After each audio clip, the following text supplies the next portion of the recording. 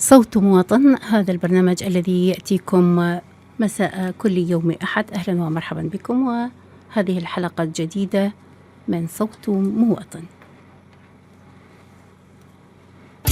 الأخبار دائما معنا، وصحف اليوم تجمعنا، وفي كل صباح نفتح نافذة إخبارية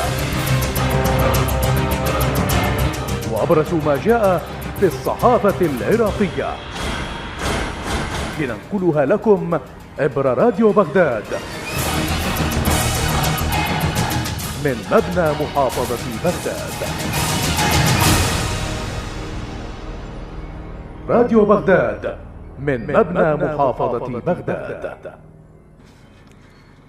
أهلا ومرحبا بكم، وصوت مواطن، وحلقة جديدة من إذاعة راديو بغداد على التردد 97.1 من مبنى المحافظة. أهلا ومرحبا بكم أحبتنا ومستمعينا الكرام، وهذه الحلقة الجديدة ونتناول بها حدثا ساخنا الآن على الساحة السياسية تقريبا، وهي اعتصامات أهالي ناحية جسر ديالى. هذه الناحية التي تعاني كثيرا من نقص الخدمات وتعاني من أزمات كثيرة حيث أنها تفتقر إلى أبسط شيء وهو إكساء شوارعها بالتبليط. وسنتناول هذا الموضوع باستفاضة أكثر مع ضيفنا الذي سيوافينا بعد قليل. وقبل ذلك سوف أتلو على حضراتكم أرقام هواتفنا لمن يود الاتصال، والهواتف هي الآسية 077043 مكرر 1099، والآسيا الثاني 077043 مكرر 1070، والأثير 07813079885، وخط الأثير الآخر 078113079844. أهلا ومرحبا بكم.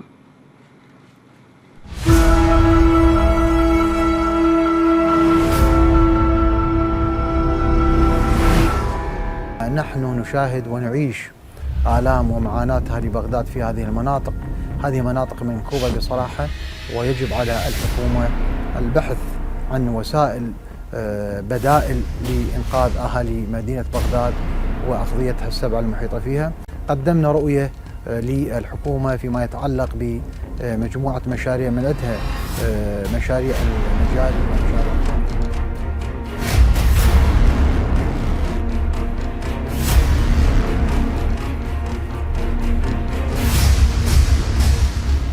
دعم للصحة والتربية والزراعة والشباب. كل هذه الوزارات نقدمها من باب الدعم والمساعدة والإسناد. اليوم الخدمة والواجب اللي نقدمه إلى هذه المديريات من باب الواجب.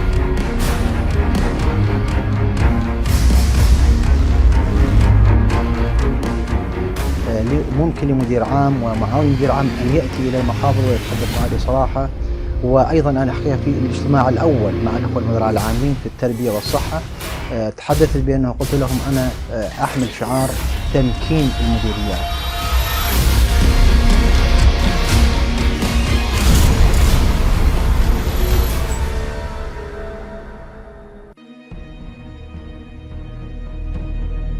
حركاتنا تدل عليها، حروفنا وكلماتنا تنساب إليها، أصواتنا تنطق بها، آمالنا تتجه إليها، طموحاتنا ترتبط بها. لأجل أهالي بغداد وخدمتهم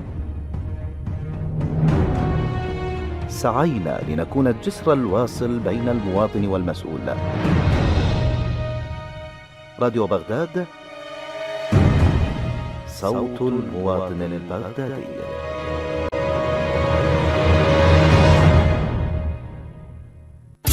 الأخبار دائما معنا، وصحف اليوم تجمعنا، وفي كل صباح نفتح نافذة إخبارية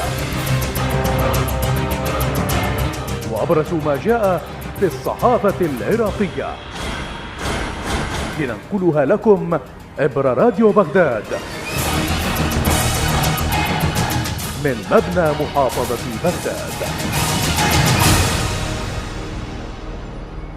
راديو بغداد من مبنى محافظة بغداد. صوت مواطن معكم كل يوم أحد من كل أسبوع 1:00 ظهرا على طاولة واحدة مع المسؤولين. مشاكلكم، شكاواكم، مقترحاتكم عبر صوت مواطن من راديو بغداد وعلى الموجة 97.1 FM. عودة مجددة إليكم أحبتنا مستمعينا الكرام، وأهلا ومرحبا بكم وصوت مواطن، هذا البرنامج الذي يأتيكم عبر راديو بغداد من مبنى محافظة بغداد على التردد 97.1 مساء كل يوم أحد في تمام 1:00 ظهرا. أهلا ومرحبا بكم. كما وسبق وأن نوات أن موضوع اليوم حول اعتصامات أهالي منطقة جسر ديالى حول احتجاجا على انعدام الخدمات في هذه المنطقة، حيث خرج المتظاهرون باعتصام معلنين اعتصامهم وتوقف الحياة تقريبا بمنطقة جسر ديالى وقطع الطرق يعني إلى أن تنفذ مطالبهم. وأعتقد يعني برأيي مطالب بسيطة ومطالب مشروعة، أنهم يطالبون ب يعني حسب ما سمعنا من بعضهم أنه يطالبون بإكساء وتبليط الشوارع حالهم حال باقي المناطق، وكذلك بناء مستشفى أو شعبية طوارئ للجسر وشبكة مياه صالحة للشرب. وبما أنه يعني منطقة جسر ديالى من يعني حالها حال يعني منطقة حالها حال باقي مناطق العراق، أعطت من الشهداء ومن الدماء ما يكفي أن تعوض ولو بالقليل. فاتني أن أنوه طبعا عذرا معي الضيف الأستاذ عادل مطر الساعدي نائب رئيس مجلس محافظة بغداد. أهلا ومرحبا بك. أهلا ومرحبا ضيفا كريما. طبعا أعتذر عن التأخير بترحب بحضرتك. حياكم الله. أهلا وسهلا. شكرا جزيلا لحضرتك كونك لبيت دعوتنا بأن نستضيف حضرتك بإذاعتنا. شكرا جزيلا لحضرتك.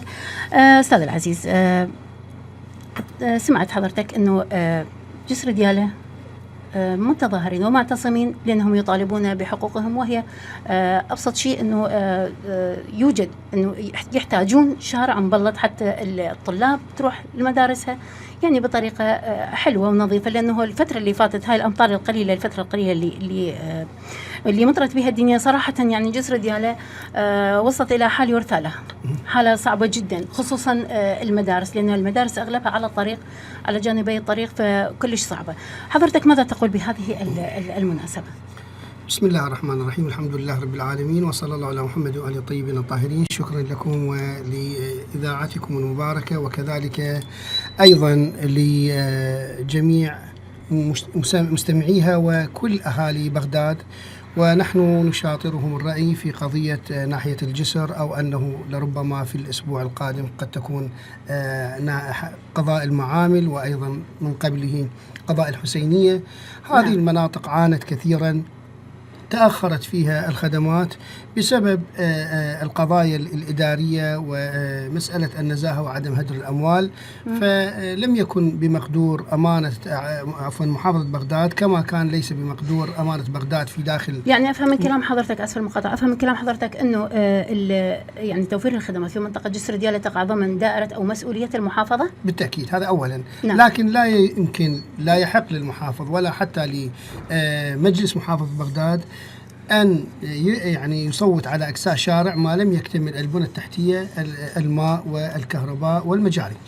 وبظل مثلا تأخر برنامج الكهرباء، فتلزم المحافظة بعدم إكساء هذه الطرق. أكيد سلسلة إجراءات حضرتك، يعني أكو شيء سابقا في يعني هيك في يعني السنوات الأولى من بعد تغيير النظام تقريبا لحد 6-7 سنوات أولية. نعم. ما كان يحصل هذا الأمر، كانت بإمكان أنه المحافظة أن تصوت أو أمانة بغداد. نعم. لما ترى منطقة ضاغطة في مسألة الإكساء تصوت على إكساء هذه المنطقة وتنتهي. نعم. بعد أنه إجراءات هيئة النزاهة شددت على عدم هدر الأموال، باعتبار لما تكسي الشارع وبعدين تأتي مرحلة الكهرباء والمجاري والماء سوف تنهدم هذا هو الإكساءات. مؤكد أستاذ العزيز، مؤكد هو يعني حتى اللي يريد يبلط، اللي من ضمن مسؤوليته انه يبلط الشارع، من المؤكد انه هو مستحيل يبلط اذا ما اللي قبله مشتغل، مثلا ابو المجاري. أحسنت.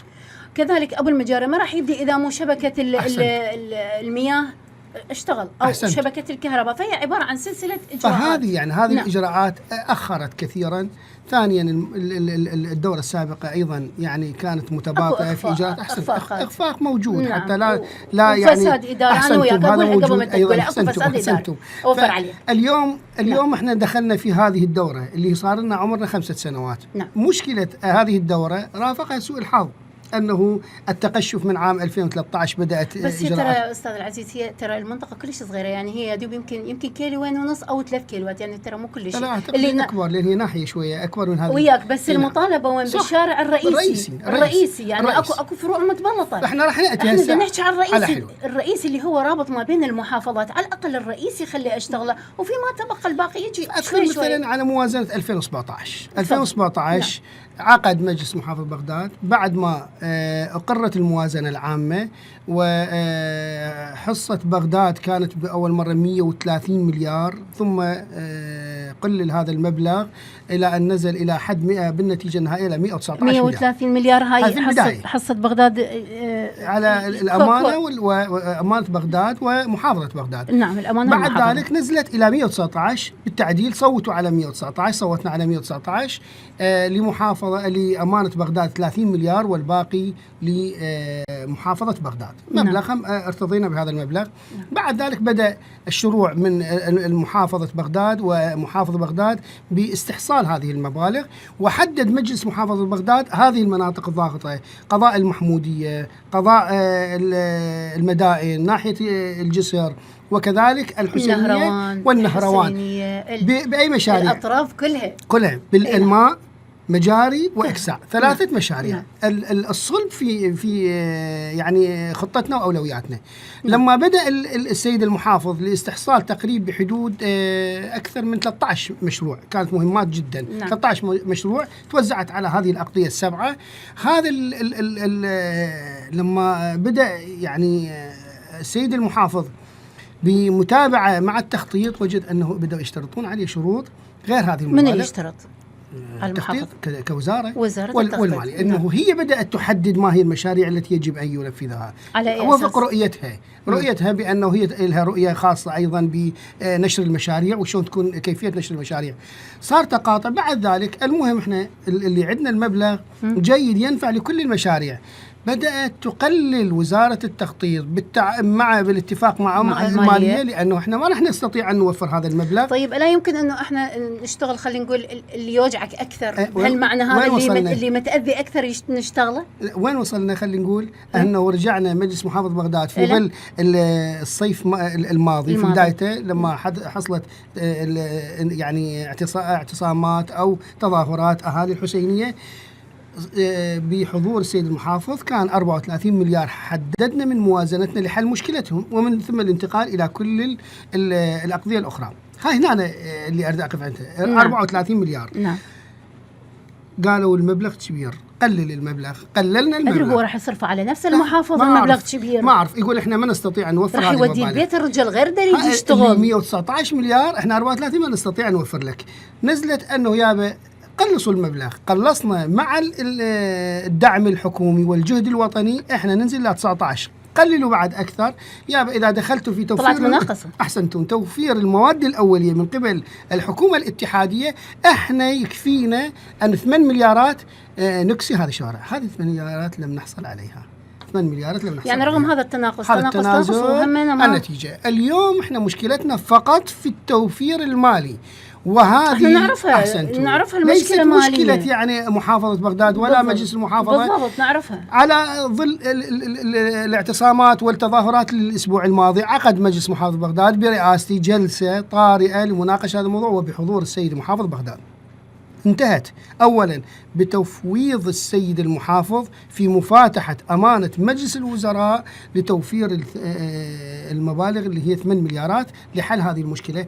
احنا هم عممنا وعومنا المبلغ بدل أن يكون لقضاء الحسينية كل المناطق الضاغطة أنه يضعها المحافظ أمامه بخطة بعد رجوعه إلى مجلس محافظ بغداد ليصوت على المشاريع التي يراها ضاغطة في كل هذه الأقضية الأطراف من محافظة بغداد. يعني أستاذ العزيز اسمح لي، يعني هسه رئيس الوزراء يعني سيدي العبادي، يعني أنا جل احترامي للرجل، الرجل يعني عنده مشاغل هواية والحشد والقضاء على داعش، وهذا جهد يشكر عليه وهذا واجب الرجل وإحنا مننا نحييه.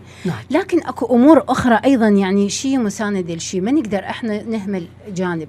يعني لا يمكن أن يبت بهذه المواضيع يعني بت استثنائي إنه أنا أخصص لهاي المناطق، الناس المناطق الشعبية، هذه مناطق أنا أقول عليها منكوبة.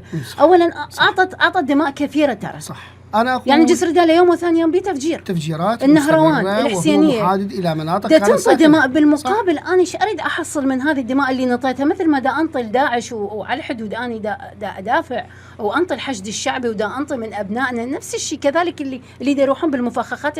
يعني المصدر اللي يومية مفخخة، الفرع المدرسة اللي يومية مفخخة طاقة بها. أريد أفتهم أنا أريد أحصل. ترى الناس ما طالبة شيء كبير، مجرد شارع تبلطه وتطين مية. نعم. وكان الله يحب المحسنين، كل من يذكر صاحبه بخير. فاتني أن أذكر شيء مهم، فضل. أنه في موازنة 2017 وهذه الطامة الكبرى صدرت وزارة التخطيط وبعد ضمن في موازنة 2018 وصوت عليه من قبل البرلمان يمنع فتح أي مشاريع جديدة. أنا ما عندي مشروع جديد، هذا مشروع نايم صار له سنين. تدري من شو وقت هذا الجسر دياله؟ ومو بس هاي، مو بس هاي، كل ما يجي مقاول يفلش ويبني. نعم. يفلش ويبني، يفلش ويبوق، مع احتراماتي لحضرتك وللمستمعين وللحضور الكرام، يفلش ويبوق ويبني، لأن هو ما جاي يبني صراحة. هو الاسترواح، عافية هو والله كان الجسر يخبل كل شيء ما بيه، الشارع مبلط والتمام، كل شيء ما بيه شاهد الله. نعم. لسنين ومن زمن الطاغية. من اجت هاي رحمة الله اللي على اساس ديمقراطيه، كل مقاول يجي ياخذ له ورش من هالناس هذه ويطلع هيك تحكيها بالاصطلاح الشعبي. زين الناس شنو ذنبها؟ دا تنطي من دمها ودا تنطي من حيلها ومن عافيتها ومن جهالها اللي يوميا رايح، يعني اللي رايح بالمفخخ بصراحه، واللي متبهدل رايح للمدرسه. شايف الاطفال مثل الورود يطلع مبدل ويرجع لها لما متبهدل.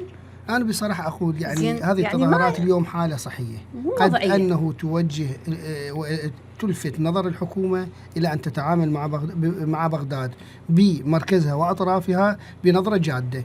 يعني بالضبط. عتبنا ما هو على السيد رئيس الوزراء.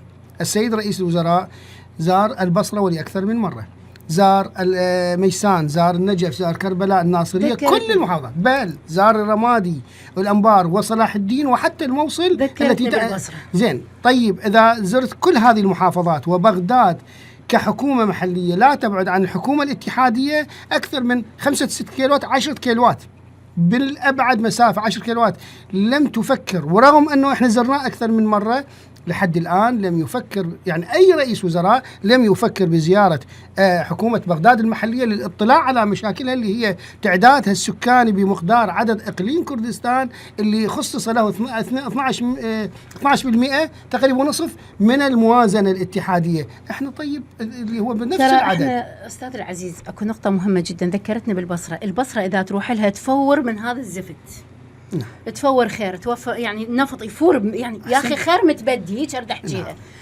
اريد هذا المتبدر ده اجيبه ورده بلط بالشارع هيك ارد لزقه تلزيق، وهم انا ما تكلف والله العظيم، يمكن حتى بس مسافه الطريق كروه السياره بس.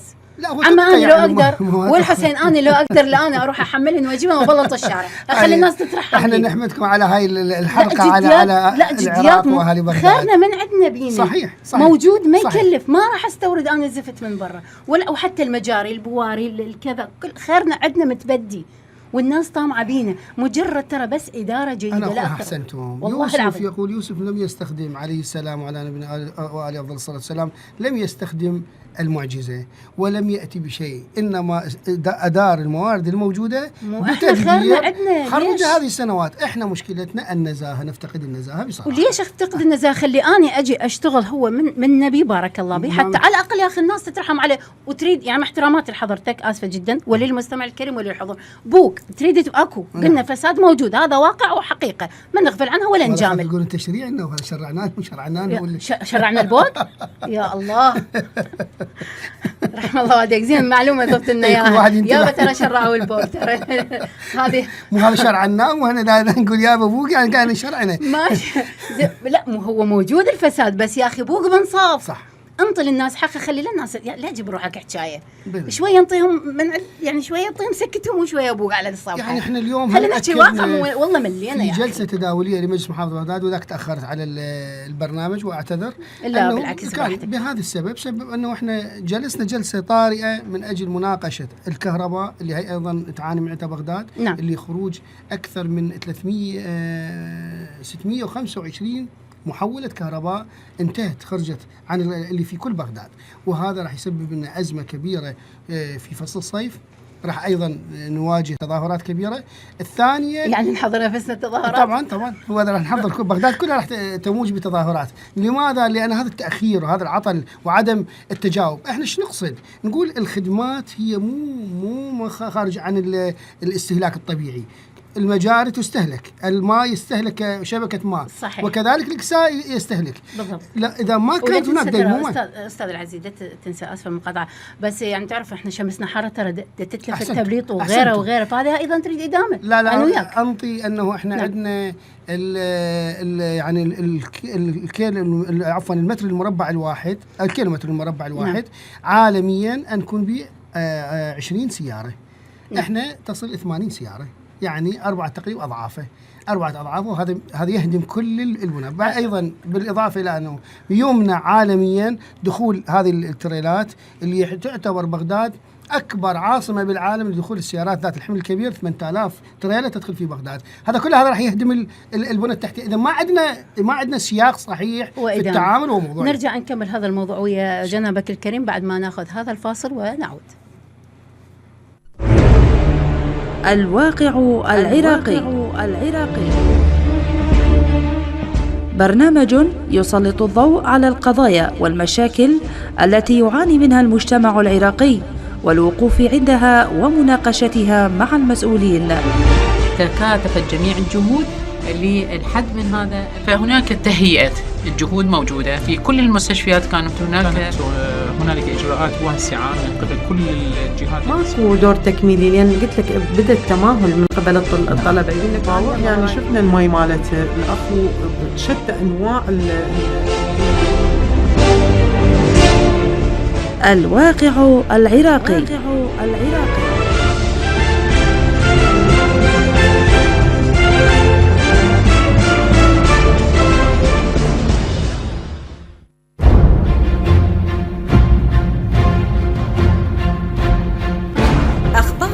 سياسية وأمنية وخدمية، محلية وإقليمية، تأتيكم عبر راديو بغداد.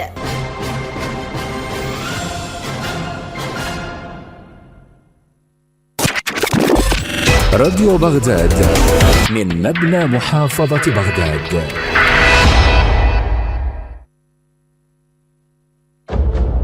برامج سياسية، خدمية، ثقافية، كل هذا وأكثر عبر إذاعة راديو بغداد على الموجة 97.1 FM. راديو بغداد، لأجل أرض وأوطان راقت الدماء، لأجل أرض وأوطان تحملت الشعوب ألوانا من العذاب، لأجل أرض وأوطان استمر نبض القلوب.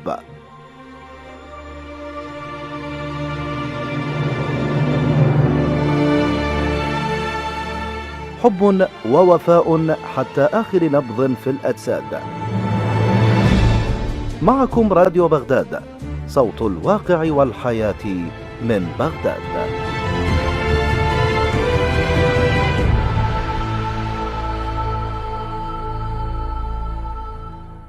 ومرحبا بكم أحبتنا المستمعين وصوت مواطن، عودة جديدة إلى حضراتكم وإلى برنامجنا وموضوعنا حول اعتصامات أهالي منطقة جسر ديالى احتجاجا على انعدام الخدمات.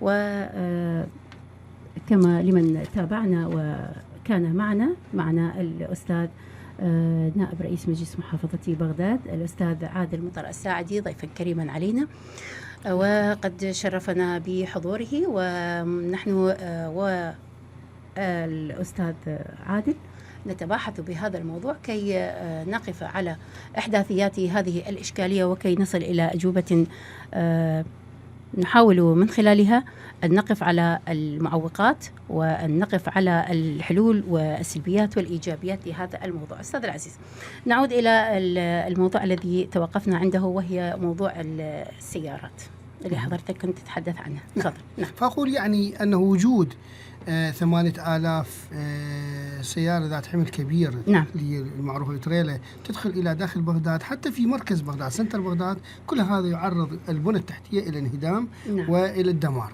نعم. بعض المناطق في الأقضية تم مد شبكة المجاري أو شبكة الماء، ولم يكسى سطح الأرض، لأنه توقفت كل المشاريع، مما أدى إلى انهدام كل البنى التحتية، وضرورة إعادة أو صيانة بدرجة عالية حتى نعيد هذه الشبكات إلى الخدمة مرة أخرى. صحيح. هذا كله يعني أريد أصل إلى صورة، وهو أنه إحنا ما عندنا مقاييس صحيحة لحد هذه اللحظة في التعامل، موضوعية. يعني شنو السيارات الحمل الكبيرة اللي تدخل في داخل مركز بغداد إلى مثلا الشورجة اللي هي سنتر بغداد؟ هذا ما يحق لها. المخازن يجب أن تكون خارج حدود أمانة بغداد، وفق السياق التجاري، أو يعني وفق النظم التجارية والإدارية. المفروض تكون المخازن خارج نطاق المحافظة. فإذا هذا واحد، إذا احنا كنا في سنتر بغداد تحت نظر الحكومة الاتحادية وما زلنا لم نتعامل بمقاييس موضوعية، نحتاج إذن إلى إعادة وفلترة جديدة بطرق يعني موضوعية ومقاييس علمية في التعامل حول هذا الموضوع. إذن نرجع إلى قضية مثلا ناحية الجسر. ناحية الجسر هي مشكلة الإكساء. احنا اليوم يعني كمجلس محافظة بغداد واللي عقدنا جلسة وذكرنا فيها ناحية الجسر، أنه قلنا لا ضرورة تفويض السيد المحافظ في مفاتحة أمانة بغداد، أمانة مجلس الوزراء، لتوفير المبالغ. من يفوض المحافظ؟ المجلس صوت، نعم، على أنه يفوض السيد المحافظ في مفاتحة أمانة. وهل هناك إشكال؟ يعني بالعكس هذه خطوة جيدة حلوة. يعني هو أقول يعني، لكن المشكلة المواطن بناحية الجسر أو المواطن في بغداد لا يفرق بين كل واحد مسؤوليته. إيه، لأنه تعرف صاحب الحاجة أعمى، هذا يقول لك أنا أريد شغلتي، أنا ما لي علاقة المحافظة، الأمانة، ما أعرف من أنا أريد شارع مبلط، أريد ما يجيني البيتي، أريد خدمات، أريد. إحنا مشكلتنا بعد عام 2003 تغير الوضع، يعني باعتبار انتقلنا من الحكومة الشمولية أو الفردية إلى المؤسسات. نعم. وكل مؤسسة لها دور ما من الممكن أن تتعدى هذا الحد. فمثلا أضرب مثال، يعني أنه مجلس محافظة بغداد وإن كان فيه 58 عضو لا يحق له الدخول في قضايا تنفيذية. نعم. لأنه حدودك الرقابة والتشريع وانتهت. نعم. إذا الأخوان بالكنترول، ما أعرف إذا أكو عندنا اتصال مع النائب الأستاذ طه، هاتف الدفاعي، إذا تأمن الاتصال ممكن أن نتوصل. أي ممكن إذا تأمن الاتصال ممكن توصلونا للضيف. أعود وأستكمل مع حضرتك أستاذ العزيز. بما أن حضرتك يعني الآن أكو خطوة أنه يعني نخلي المحافظ يعني بتصويت من مجلس المحافظة بتفويض السيد المحافظ على أنه يطالب مجلس الوزراء بأنه تسرع بعملية التخصيصات والتسرع بهذه العمليات الإدارية. هذا واحد. إضافة إلى شيء وهي نعم، التكملة، ما تبقى أنه أيضا صوت مجلس محافظة بغداد على تشكيل وفد من قبل المجلس مع السيد المحافظ للقاء بالسيد رئيس الوزراء لطرح مشاكل بغداد وما تعانيه الأقضية، وخصوصا خطوة ممتازة. نعم. لعله أن يقف معنا ويساعد، كما أنه أصدر بقرار إلى دعم قضاء الحسينية لحل مشكلة الخدمات. صحيح، لأنه صراحة يعني الناس ما راح تسكت أكيد. يعني إحنا من حسب ما طلعنا على ما يعني ما موجود أنه الاعتصامات راح تبقى مستمر. وهذه الاعتصامات تعرف حضرتك يعني راح تأثر على الحياة بالمنطقة، يعني شبه متوقفة. يعني هذا راح يعني بصراحة يعني احنا هنا لازم يعني ويا الدولة حتى نحل هذه المشكلة. أحسنت. هو يعني بصراحة أنت برأي حضرتك يعني أنا وياك شو نحل هذه المشكلة؟ هو هذا تقصير الحكومة الاتحادية، عدم الالتفات والاستماع إلى الحكومات المحلية والتراخي في الإجابة والتجاوب سبب إلى أن جعل المواطن هو الذي يضع الحلول لنفسه، ووضع الحلول من قبل المواطن هي ليست بصحيحة باعتبار لأن لا يقرأ الأمور بكيفياتها العلمية والموضوعية.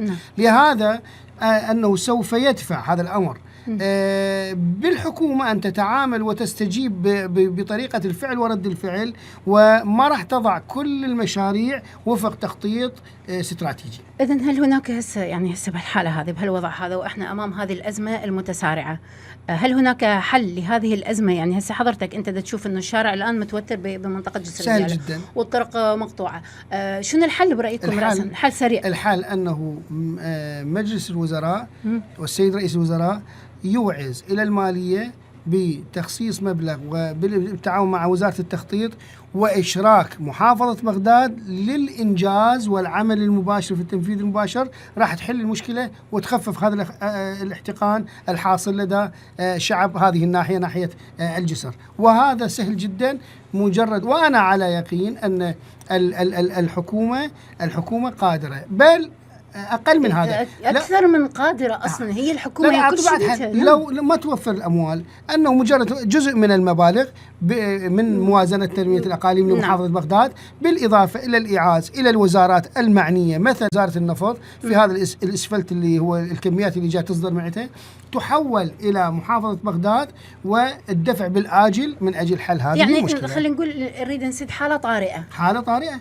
يعني الطرق البديلة. إذن أكو حل وأكو خطط للحالات الطارئة. هذا نسميه احنا بطريقة مثلا لا أقل الإكساب طرق المناطق الزراعية، ما يحتاج البوكس الترابي وفتح ويعني أتأجل أكثر من 5 أشهر 6 أشهر. لا، رصف الشوارع صار سنين، هذا مو أشهر ترى هذا. لا، هو رصف الشوارع الآن بحالة بديلة لحين تسير الأمور وتهدئة الأوضاع والعودة إلى استكمال الإجراءات القانونية والإجراءات الروتينية والإدارية إلى أن تستكمل باقي الإجراءات وتتم العملية بشكل صحيح وبطريقة. هذا إذا كان يعني مجلس الوزراء ينظر إلينا بعين ويسمع. وما المانع من أن لا يستمع إلى طلب المحافظ وطلب مجلس المحافظ وطلب المواطن؟ أنه يعني أعضاء يعني مجلس النواب كتلة بغداد أيضا تحتاج إلى أن تكون لها حراك واضح. 69 برلماني، ليست هناك محافظة تمتلك هذا العدد، بل يمكن لربما نصف العدد لا يصلون بالضبط. صحيح. إذن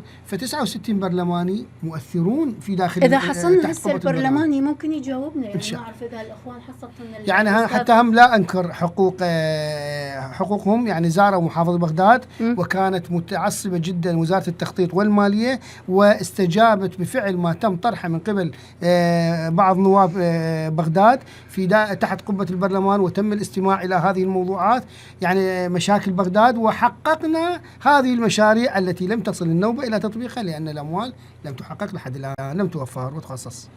ما أعرف يعني هاي الأموال كل ما توصل للخدمات ما أدري تقف وتنتهي توقف، ما أدري شو يصير بها، ما أعرف. المهم يعني حسب ما ذكرت حضرتك يعني أكو عندنا يعني عدد كبير من أعضاء البرلمان اللي هم من بغداد، فالمفروض يعني يكون يعني 69 شخص، يعني رقم هواية عدد كبير مؤثر يعني حتى في داخل قبة يكون إلى تأثير يعني، ولو يعني إذا كل واحد على رأي نصهم ممكن هم يكون أكو تأثير. سيدتي الكريمة أنت متابعة يمكن الشاشات والقنوات باعتبار كونك إعلامية.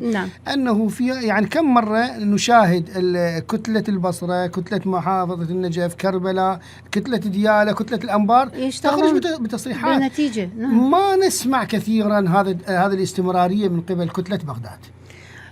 بما أنه إحنا كنا نتحدث عن النواب اللي يعني عددهم 69 نائب من محافظة بغداد، نريد نقف على واقع بغداد ونستمع إلى النائب إلى الأستاذ عضو البرلمان الأستاذ طه هاتف الدفاعي، معنا ضيفا كريما على الهاتف. أهلا ومرحبا بك أستاذ طه، ضيفا على صوت مواطن.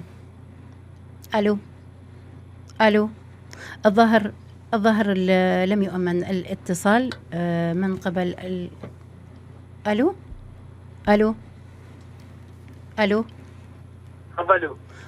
أهلا ومرحبا بك أستاذ طه. يا مرحبا بكم، أهلا وسهلا. أهلا ومرحبا بحضرتك ضيف كريم على برنامج صوت مواطن. أهلا ومرحبا بك أستاذ العزيز. حضرتك ما أعرف عندك فكرة عن موضوع البرنامج؟ لا والله ما عندي فكرة البرنامج أو موضوعنا اللي نتناقش به أنا وضيفي الكريم الأستاذ عادل مطر الساعدي نائب رئيس مجلس محافظة بغداد اليوم حول موضوع الساعة، وهو اعتصامات أهالي منطقة جسر ديالى حول نقص الخدمات أو انعدامها. يعني ماذا تقول حضرتك كونك أنت ابن بغداد يعني، وهذه جسر ديالى إحدى مناطق بغداد؟ نعم حياكم. أهلا وسهلا. أهلا وسهلا بحضرتك، حياك الله. تفضل. نعم الجو لحضرتك، تفضل. بالنسبة لخدمات جسر ديالى. نعم. اي نعم تفضل استاذ. بسم الله الرحمن الرحيم. شكرا لكم ولضيفك الكريم. شكرا لجنابك الكريم. نعم. خدمات ناحية الجسر هذه الناحية أيضا من ضمن النواحي فيها انعدام تام من الخدمات. حال بعض المناطق في اطراف بغداد الحسينيه وايضا عندنا ناحيه النهروان والوحده. المشكله بنقص الخدمات هي قله التخصيصات الموجوده في هذه النواحي بسبب الموازنه التقشفيه وعدم وجود اموال لدى المحافظه من اجل اكتمال البنى التحتيه. طبعا ناحيه الجسر فيها مشروع مجاري كان متوقف بسبب قله التخصيصات، الان انطلق هذا المشروع، نتأمل أنه ينتهي خلال المدة القادمة. تم تخصيص له أموال ونسبة الإنجاز ماله بحدود 80%، إن شاء الله ينتهي. ولكن المشكلة جسر ديالى مشكلة هو الإفساء. نعم. إفساء المناطق، لأنه أغلب أحياء هذه الناحية تم يعني مد الأنابيب المجاري، بالتالي حفظ أغلب الشوارع وعدم استطاعة الناس بالخروج خاصة في الأمطار. بالضبط. لذلك هم ظاهروا على يعني دفع الحكومة والمحافظة على ضرورة إكساءها. أستاذ العزيز، هم هذه مو يعني هذه ليست أول مظاهرة، يعني هم قبل أشهر أيضا يعني طلعوا تقريبا 8 مظاهرات أو أكثر، يعني دائما فيما بين فترة وفترة يطلعون مظاهرات، لكن لحد الآن لم نرى أي نتيجة أو أي حل. لكن الآن نرى المظاهرات أخذت تشتد وأخذت طابع آخر، وهي أخذت طابع الاعتصامات لدرجة أن الحياة شبه متوقفة بالمنطقة. يعني نعم.